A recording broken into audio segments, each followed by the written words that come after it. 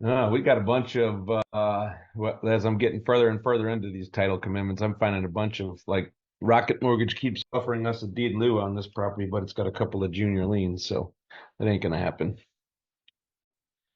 Yeah, that's one of those things that, I it's probably not the right thing to do, but I don't actually care anymore.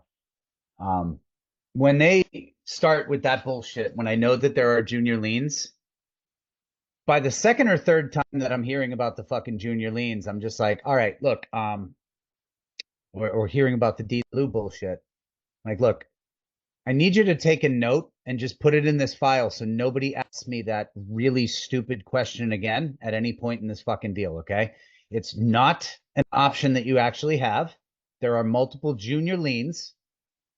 Therefore, you do not want a deed in lieu because otherwise you become liable to pay the junior liens when your mortgage disappears by you becoming the owner. The second lien then becomes the first lien. That's what actually happens, by the way. And that's why they don't want to do it when there are junior liens. Because what you do is a deed in lieu is you deeding them the property. So instead of being a lien holder, which they cannot do both, they now have to be the owner of the property. It's a whole different responsibility. But if there are junior liens and they are deeded the property, basically they are buying the property subject to the junior liens. Does that make sense? So they won't do it. That's why I reject that pretty forcefully because I tell them, listen, I value my time greatly.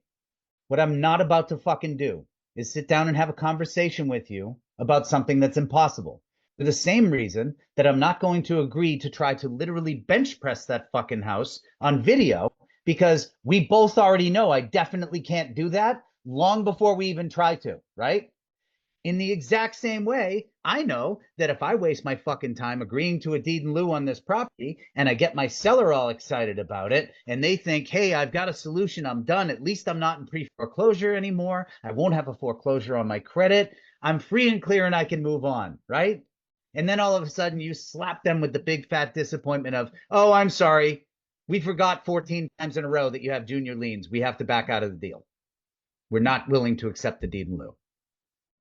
Why the hell would I take that seller down that road? I know for an absolute fact, best case scenario, that is the inevitable conclusion, is that they're going to back out of the deal because they can't honor it. You know what I mean? So we got to be really careful with that deed in lieu shit.